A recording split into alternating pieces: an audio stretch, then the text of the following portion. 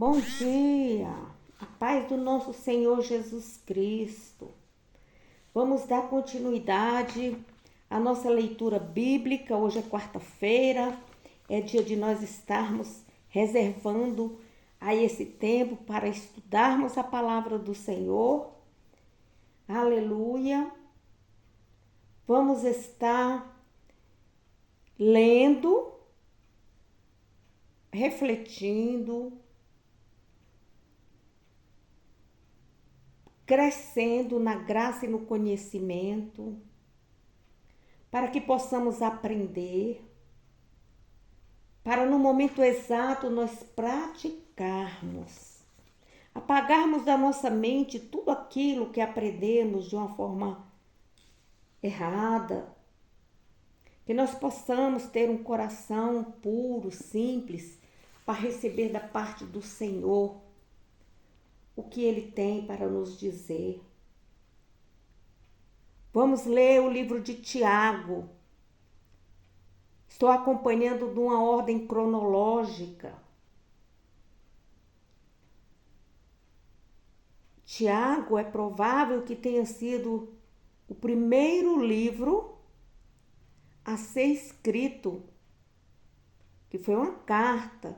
Não se sabe se foi Tiago que escreveu. Alguns teólogos falam que o autor é incerto, mas é bem provável que tenha sido escrito por Tiago. Essa epístola, uma carta, epístola significa carta. Ela é um livro de provérbios do Novo Testamento. Lá no Antigo Testamento tem o livro da sabedoria, foi escrito por Salomão.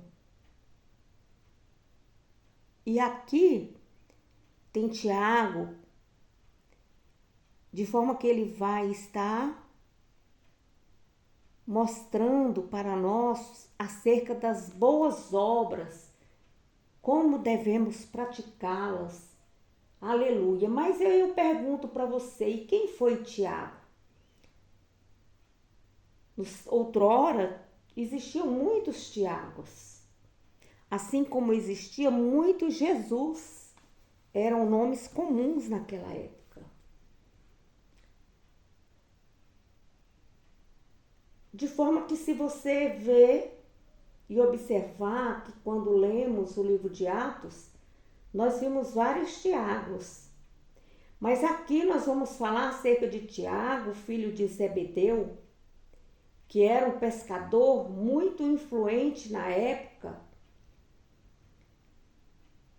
E Tiago às vezes era chamado de Tiago Maior. Então ele tinha uma posição perante a sociedade, perante a sua família. Provavelmente ele era o mais velho.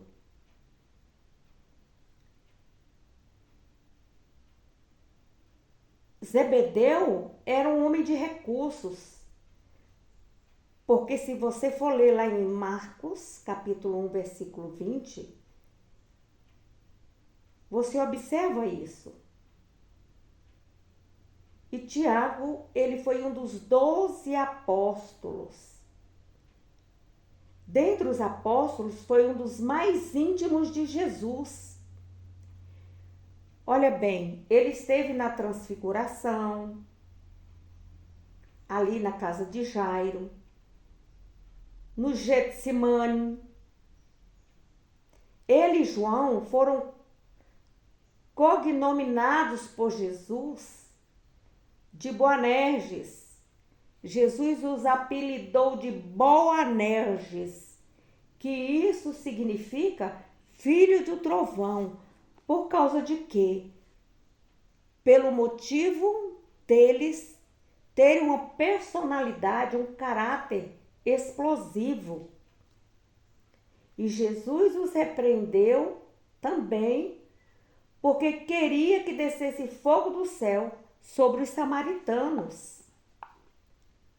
Tamanho era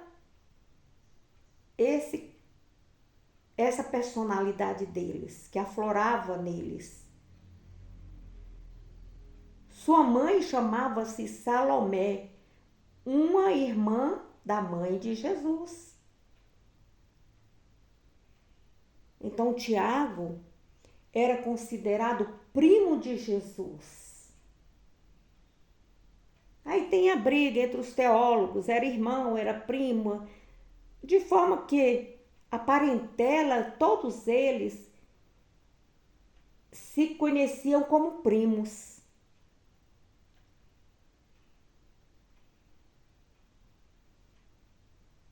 Ele, Tiago, ele sempre esteve em oração com os outros discípulos em Jerusalém.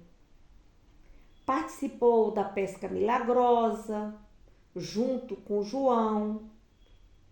Pediu o favor de Jesus para sentar-se ao lado do seu reino, quando chegasse no reino, mas na verdade, quem fez isso foi a sua mãe, que fez o pedido a Jesus. Tiago foi pescar com os outros depois da ressurreição de Jesus. E ele morreu, ele foi perseguido, ele morreu à espada por ordem de Herodes Agripa I. Segundo o testemunho de Jerônimo, Tiago teria evangelizado ali na Espanha. Glória a Deus, aleluia. Temos muito que aprender com Tiago. Olha, quando trabalhamos com pessoas, precisamos fortalecer essas pessoas que estão próximo de nós. E assim Jesus fez. Você observe aí que Jesus reuniu 12 discípulos. E Jesus passou a ensinar esses discípulos. Ele conviveu pessoalmente com esses discípulos. Então, cada um tinha uma personalidade. E isso deixa um exemplo muito grande para mim e para você. Que nós precisamos fortalecer a nossa base primeiro. Em nossa casa, a mãe e o pai precisa fortalecer seus filhos.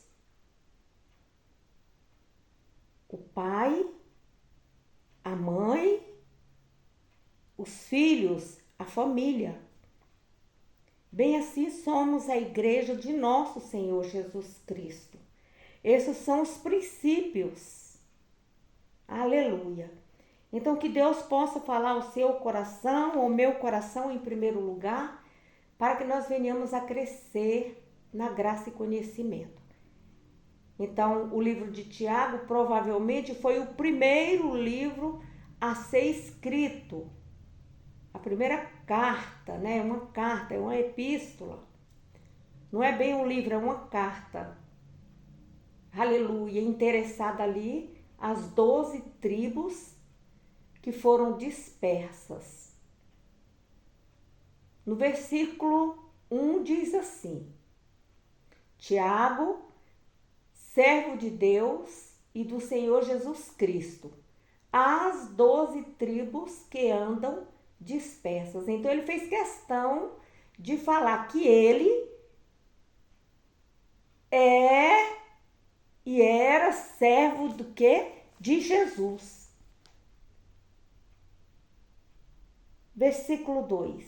Meus irmãos, tende grande gozo quando cairdes em várias tentações, sabendo que a prova da vossa fé produz a paciência.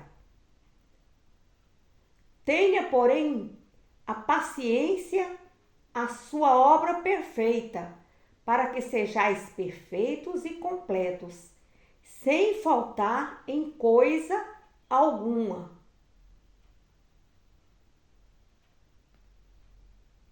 Então você observa aí a palavra tentação, que refere-se a perseguições, às aflições que os cristãos, verdadeiros crentes que estão ali, confessando Jesus como Senhor e Salvador através da sua vida, eles sofrem nesta vida. Somos perseguidos porque fomos tirados do mundo, porque não fazemos mais as obras da carne. Então o crente deve enfrentar essas provações com alegria, porque isso desenvolverá nele uma fé perseverante, uma personalidade experiente e uma esperança madura. Nossa fé somente chega à plena maturidade quando confrontamos com as dificuldades e a oposição. Então, Tiago chama tais provações de a prova de vossa fé. Tiago, às vezes, também errou. Também fez coisa que não era boa aos olhos de Deus. Mas Jesus o repreendia de imediato e ele voltava ao caminho certo. Então, bem assim é eu e você. As provações vêm sobre nós a fim de que Deus possa nos testar a sinceridade da nossa fé. Não há nada nas Escrituras dizendo que as aflições da vida são sempre uma evidência de que Deus está insatisfeito conosco. De forma nenhuma. Pode ser um sinal de que Ele reconhece nossa firme dedicação a Ele. Quantas vezes não somos apedrejados? Mas devemos permanecer firmes. Não devemos nos abater, nos abalar. Devemos seguir alegres. É isso que Tiago diz. No versículo 2, aliás, no versículo 4.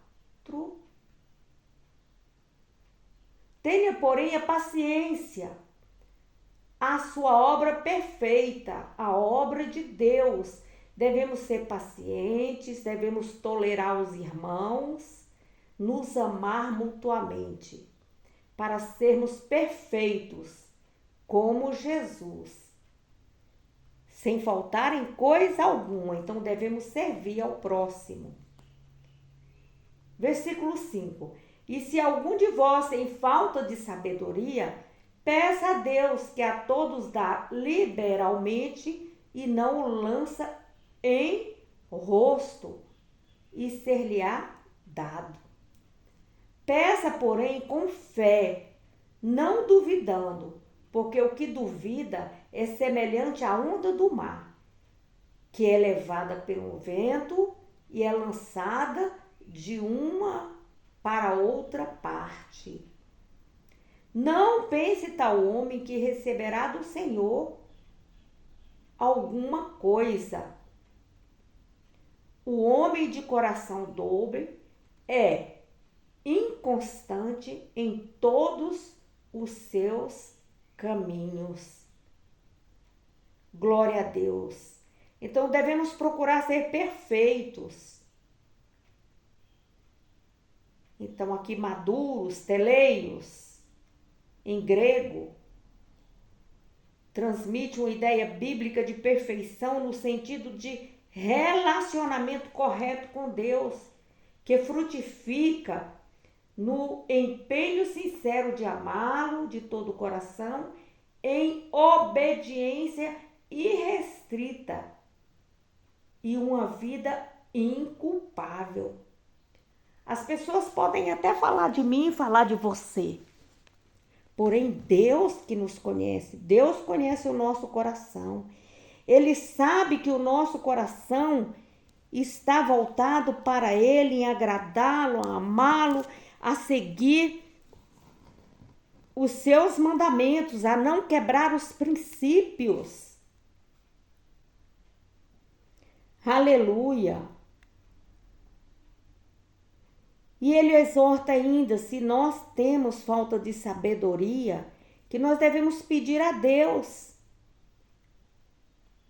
Então a sabedoria é a capacidade espiritual de ver e avaliar a nossa vida e conduta do ponto de vista de Deus, fazendo as escolhas acertadas, praticar as coisas certas em conformidade com a vontade de Deus, revelada através da sua palavra, e nós tomarmos a direção do Espírito Santo. Então, recebendo a sabedoria vindo do alto e pedindo com fé a Deus esta sabedoria. Porque aqui você vê que Jesus, ele trabalha com os relacionamentos das pessoas, e esses relacionamentos têm que partir de mim. Como está sendo o meu relacionamento com Deus, com nosso Senhor Jesus Cristo? Aleluia! Então, que nós possamos ser íntegros e retos, que nosso caráter seja moldado pelo Espírito Santo, para que nós tenhamos a plenitude do Espírito Santo.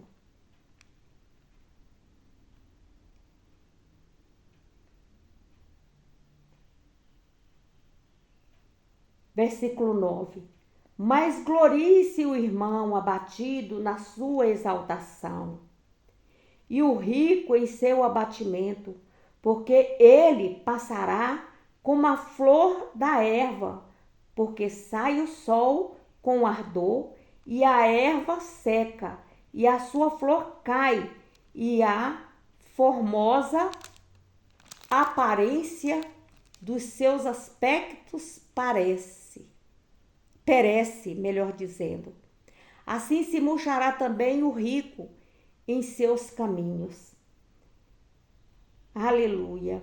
Então aqui nós vemos o que o Senhor fala, que nós mesmos devemos nos exaltar, ter uma consciência pura e limpa,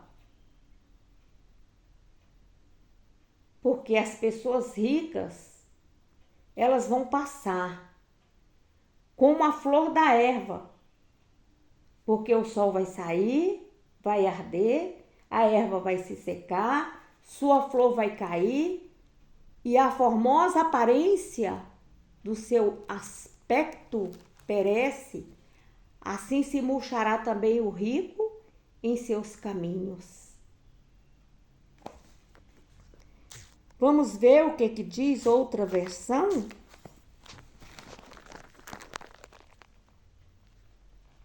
Quando ele fala acerca, ora, se algum de vós tem falta de sabedoria, peça a Deus. Então, nós observamos aí acerca da ignorância humana. E se pedimos a Deus sabedoria, Deus, ele providencia essa sabedoria para mim e para você. Devemos pedir com fé, sermos constantes, sem ter dúvida, sempre em oração. Então, esse homem que tem um coração vacilante, ora tem fé, ora não tem fé, são iguais às ondas do mar, que vai e volta. Aleluia, glória a Deus.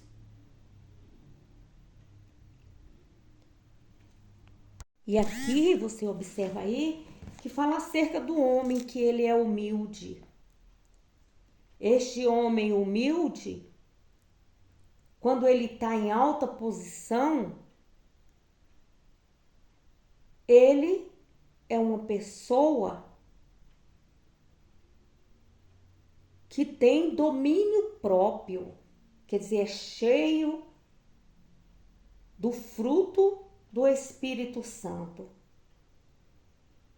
Mas tem alguns que se acham ricos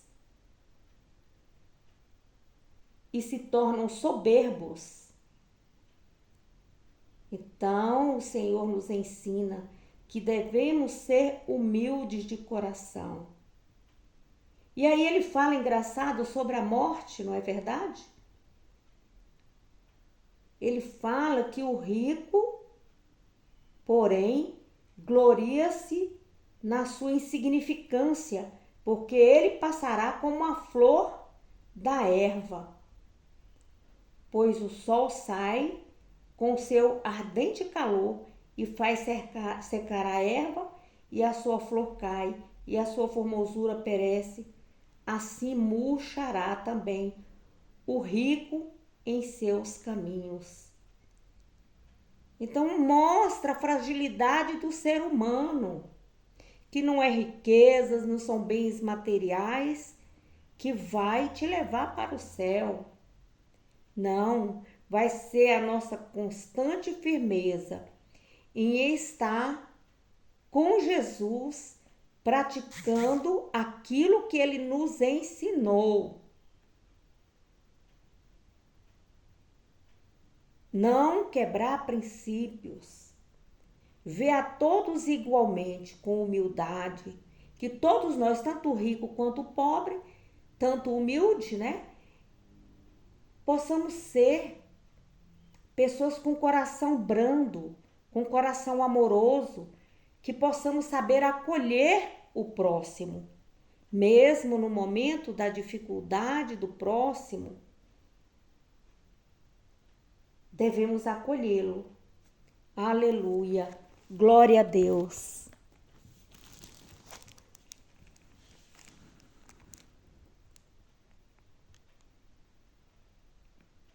No versículo 12, bem-aventurado o varão que sofre a tentação, porque quando for provado, receberá a coroa da vida, a qual o Senhor tem prometido aos que o amam.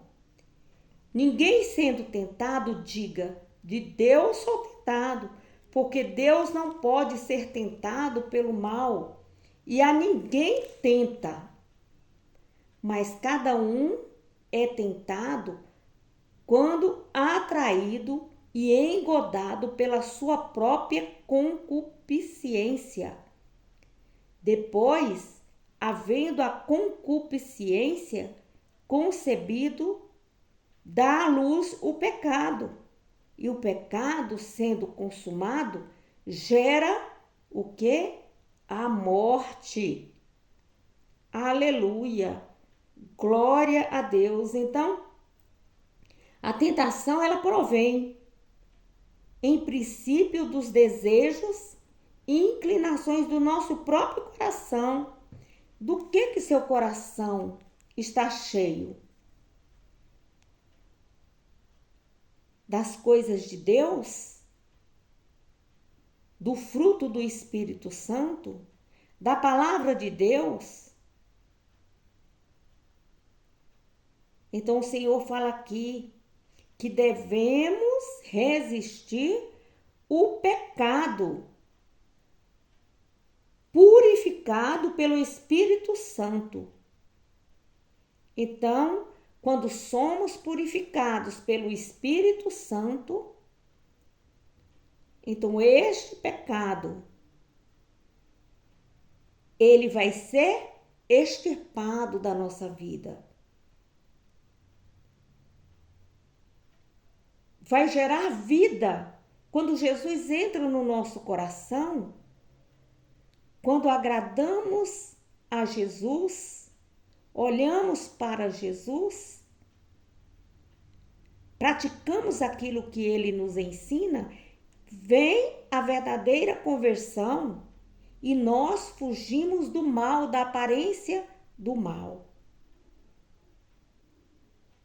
Porque se continuarmos insistindo em pecar, o resultado vai ser a morte espiritual. Então aqui devemos ter muito cuidado. Devemos fugir do pecado, mas nem todas as pessoas sabem o que é pecado. Quando do novo convertido, devemos explicar para eles que pecado é tudo que pensamos, vemos, cheiramos, sentimos, ouvimos, falamos.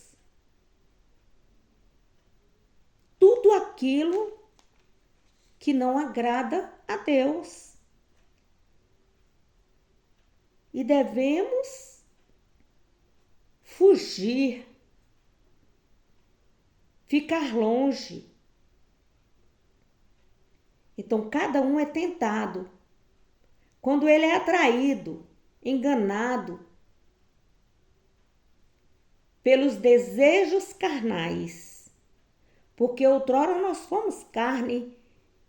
Quando não aceitamos Jesus, nós somos controlados pela carne. E fato interessante é que Jesus, ele buscou cada um dos discípulos, separou de 2 em 2 e começou a trabalhar e forjar o caráter dele. E mesmo assim, é eu e você. Devemos fugir da aparência do mal. E ele fala mais ainda: não erreis, meus amados irmãos. Toda boa dádiva e todo dom perfeito vem do alto, descendo do Pai das luzes, em quem não há mudança nem sombra de variação. Segundo a sua vontade, ele nos gerou pela palavra da verdade, para que fôssemos como primícias das suas criaturas. Glória a Deus. Aleluia. Então aqui nós, quando temos o domínio próprio, quando recebemos o Espírito Santo, nós conseguimos compreender que estamos sendo tentados. Então ninguém que peca poderá se livrar da culpa, lançando essas acusações contra Deus. Deus pode nos provar para fortalecer nossa fé, mas nunca para nos levar ao pecado. A natureza de Deus testifica que ele não pode dar origem à tentação para pecar. Glória a Deus. Aleluia. Então o homem ele peca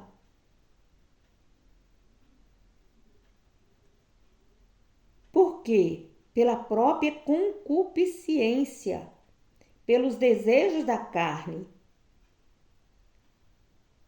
A tentação provém, em princípio, dos desejos e a inclinação do nosso próprio coração. Se o que tem dentro do nosso coração é mal, e se não for revestido, purificado pelo Espírito Santo, isso nos levará ao pecado e depois à morte espiritual. Então vamos ter bom ânimo. Vamos buscar mais o Espírito Santo. Vamos ler mais a palavra do Senhor. Vamos nos fortificar mais. Versículo 19. Sabeis isto, meus amados irmãos, mas todo homem seja pronto para ouvir, tardio para falar, tardio para se irar. Porém, a ira do homem não opera a justiça de Deus. Pelo que, rejeitando toda imundícia e acúmulo de malícia, recebei com mansidão a palavra em vós enxertada, a qual pode salvar a vossa alma. Aleluia! Então vamos rejeitar essas imundícies que Satanás tenta, através do mundo, através de outras pessoas, colocar no nosso coração. Vamos blindar o nosso coração com a palavra de Deus. A palavra de Deus que é pregada, quer escrita, não pode atuar de modo eficaz na vida da pessoa se esta não se separa da imundícia moral e do mal. Por isso, precisamos andar com pessoas que andam juntos com Jesus, que têm uma fé mais fortalecida que nós. Então Deus ordena aos crentes que deixem de lado toda a impureza pecaminosa que permeia a sociedade irregenerada e corrupta e que procura influenciá-lo, você e sua família. Essa imundície, ela polui a alma e o espírito e arruína a sua vida. Então não devemos estar andando por aí buscando outras coisas que não agradam a Deus, para não nos contaminarmos com fogo estranho.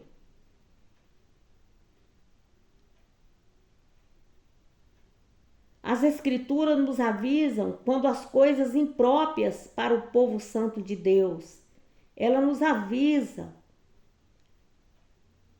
Não devemos participar de nenhum tipo de impureza ou obscenidade. E devemos estar sempre conscientes de que permitir qualquer tipo de impureza moral em nossa vida ou no nosso lar, inclusive a linguagem imunda ou obscena, através de vídeos, através de TV, isso entristece o Espírito Santo e violenta os santos padrões que Deus estabelece para o seu povo. A palavra de Deus nos adverte: ninguém vos engane em palavras vãs, porque por essas coisas vem a ira de Deus sobre os filhos da desobediência. Portanto, não sejais companheiros dos filhos da desobediência. Nós, como cristãos convertidos a Jesus Cristo, que professamos Jesus como Senhor e Salvador de nossa vida, devemos levar a sério a justiça e a santidade. Nossa casa precisa estar varrida, limpa, cheia da palavra de Deus e da santidade de Cristo. Aleluia! Porque sem santificação ninguém verá a Deus. Aleluia! Aqui eu quero fazer uma ressalva acerca de você estar congregando em uma igreja e aí você recebe convite de ir para outra igreja, pregar na outra igreja, e você não pede permissão ao seu pastor, você vai. E ali, assim como você vai levar, você recebe também muitas vezes fogo estranho. Então busque crescer na companhia da autoridade do seu pastor, do seu líder. Cuidado que nem todos que falam Senhor, Senhor entrará no reino dos céus. Glória a Deus, aleluia.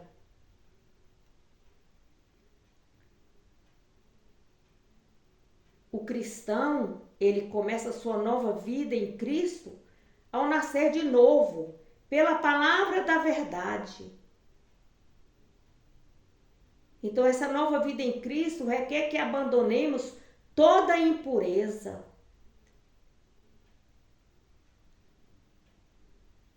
Que nós possamos ser resolutos quanto à prevalência da palavra de Deus em nosso coração.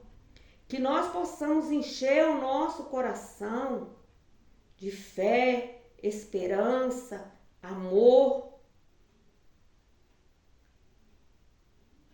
Que este amor seja implantado em nosso coração. Então a palavra de Deus, ela passa a ser parte da nossa vida.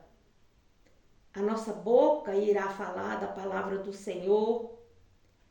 A nossa boca irá glorificar o Senhor, irá orar, irá nos separar das coisas do mundo. Então iremos andar com a palavra da salvação em nós, dentro de nós, na nossa mente. Por esse motivo, eu faço mais um reforço aqui. Devemos estar em nossa congregação, ajudando os nossos líderes, ajudando os nossos irmãos em Cristo, ouvindo o testemunho de um para fortificar a nossa fé.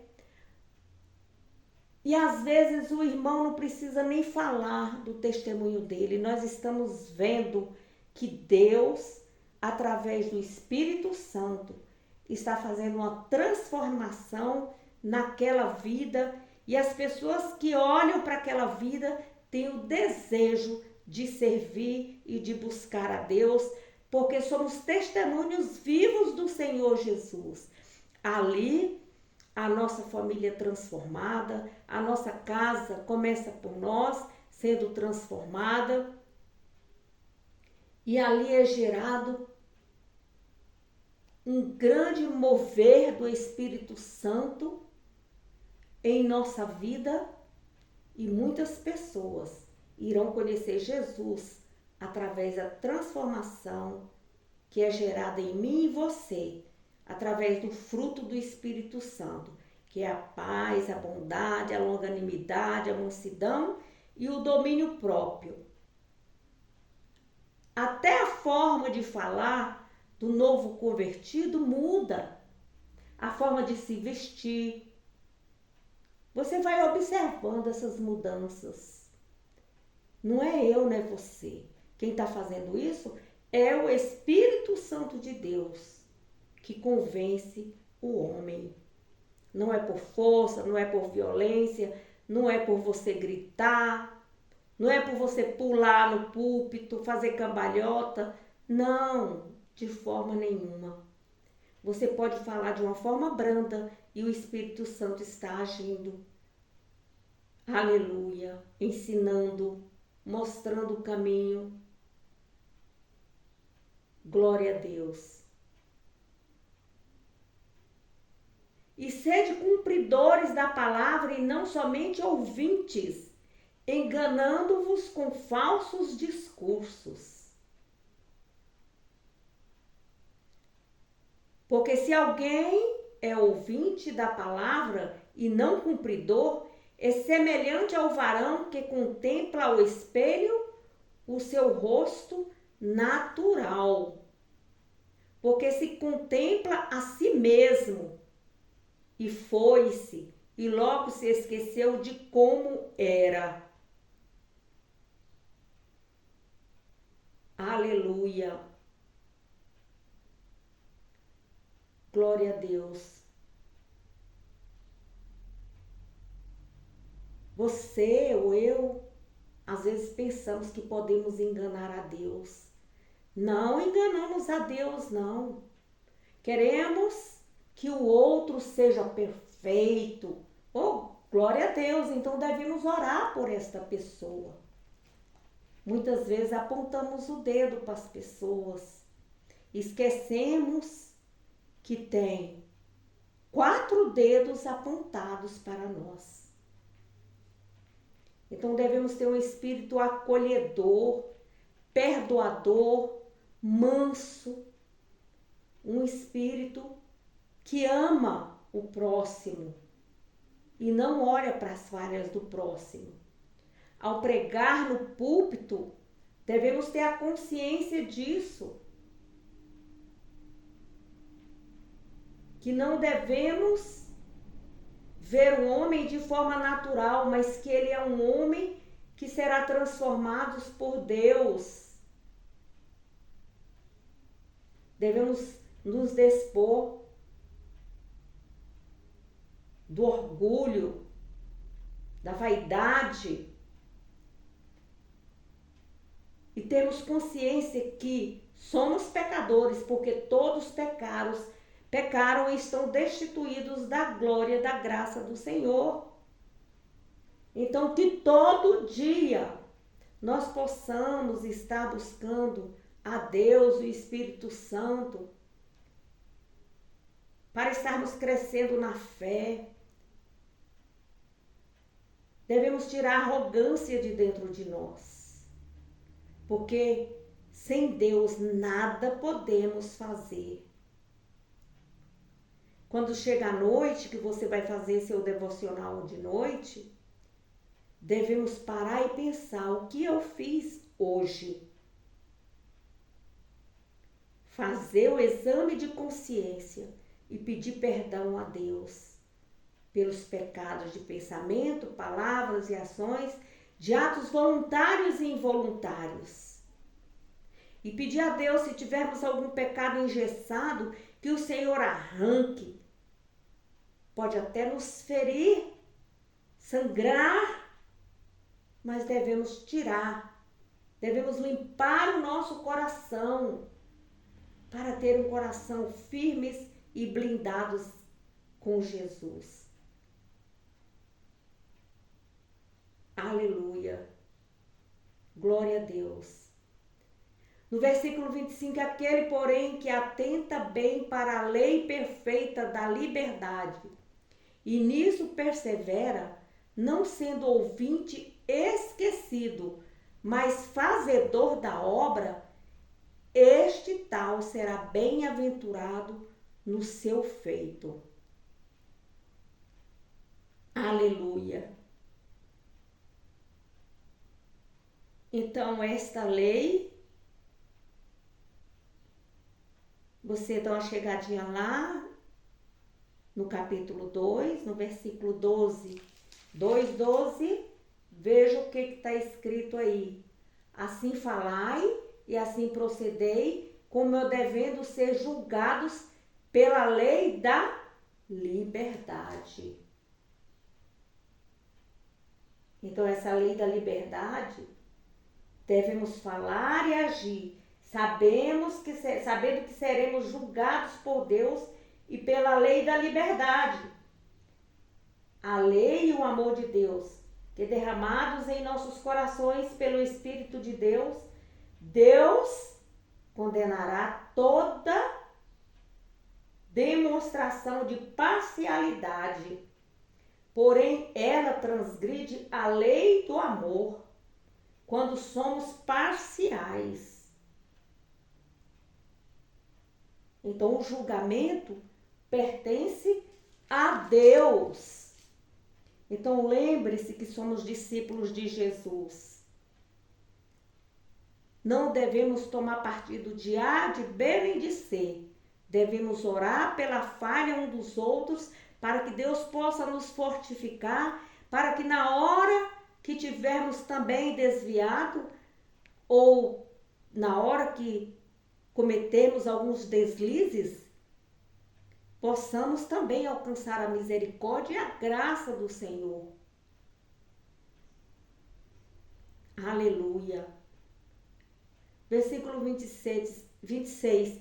Se alguém entre vós cuida ser religioso e não refreia sua língua, antes engana o seu coração. A religião desse é vã. A religião pura e imaculada para com Deus, o Pai, é esta: visitar os órfãos e as viúvas nas suas tribulações e guardar-se da corrupção do mundo. Aleluia! Glória a Deus!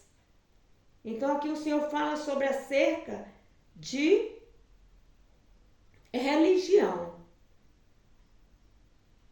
Ele fala que a religião pura e imaculada é o quê? É visitar os órfãos e as viúvas nas suas tribulações e guardar-se da corrupção do mundo. Então aqui Tiago nos mostra 2 pontos, 2 princípios que definem o verdadeiro cristão, que é o amor genuíno, o amor puro pelos necessitados. Nos dias do Novo Testamento, os órfãos e as viúvas tinham poucos meios de autossustento. Em muitos casos, não tinham ninguém para cuidar deles. E esperava-se da parte do crente que lhe demonstrasse o mesmo cuidado e amor que Deus revela aos órfãos e às viúvas. Nos dias atuais, entre nossos irmãos e irmãs em Cristo, há os que precisam de ajuda e cuidados. O que nós fazemos? Nós fechamos os olhos. Nós nos revestimos de um puritanismo pecaminoso. Nós esquecemos dos órfãos, das viúvas, daquele necessitado. Então nós devemos procurar aliviar suas aflições e sofrimentos e dessa maneira mostrar-lhes que Deus tem cuidado deles. Somos nós que devemos ter olhos para enxergar. E quantas vezes temos uma pessoa sentada do nosso lado, um idoso, uma idosa, um órfão, uma viúva, um viúvo, e nós não o enxergamos, nós o repreendemos, temos as palavras ásperas, ao invés de abraçá-los, de acolhê-los,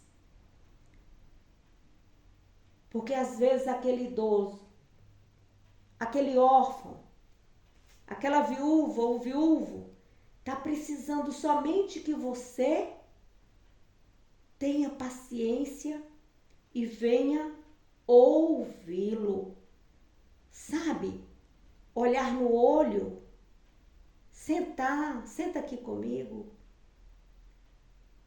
O que está se passando? Acolhê-la. É isso que o Senhor espera de nós. Então devemos ter muito cuidado com o pobre, com os necessitados. Então o apóstolo Tiago, ele nos ensina isso. E o outro ponto de vista é você se conservar santo diante de Deus. Tiago diz que o amor ao próximo deve estar acompanhado do amor a Deus. Em primeiro lugar, amar a Deus. Se separar das práticas pecaminosas do mundo. Você caiu, você errou. Você deve reconhecer esse erro perante Deus, o vosso Pai. E o Espírito Santo, ele vem fazer a obra em você. O amor ao próximo deve estar acompanhado da santidade diante de Deus. De outra forma, não é amor cristão. que você possa refletir sobre isso e que eu também estarei refletindo ao longo dessa semana. Quem eu tenho sido aos olhos de Deus? Como eu tenho me comportado perante Deus? Eu tenho sido uma pessoa amorosa? Eu tenho sido uma pessoa que está apontando o dedo para o outro? Estou vendo o erro do outro?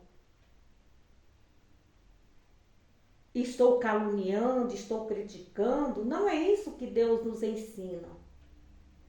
Ele nos ensina a sermos amorosos um com o outro, para sermos perdoadores. Porque assim como você quer que Deus tenha misericórdia e te dê graça, que bom é também que o Senhor seja assim com os nossos inimigos. Muitas vezes pedimos que Deus venha fazer justiça sobre o meu inimigo. Mas será que se Deus fizer justiça sobre você, você vai também aceitar?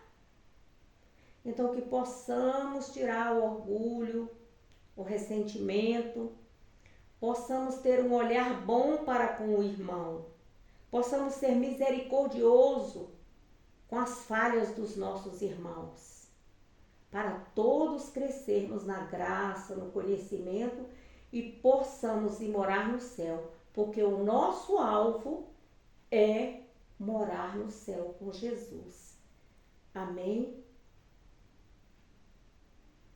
Glória a Deus. Leia a Bíblia.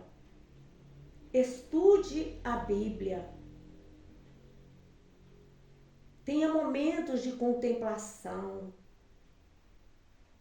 para que você possa estar então buscando a Deus verdadeiramente e sair dessa capa de religiosidade. Deus não veio trazer religião. Deus veio trazer a fé, a esperança e o amor. Então ame a Deus. Ame a Jesus. Ame buscar o Espírito Santo. Aleluia. Bom dia a todos.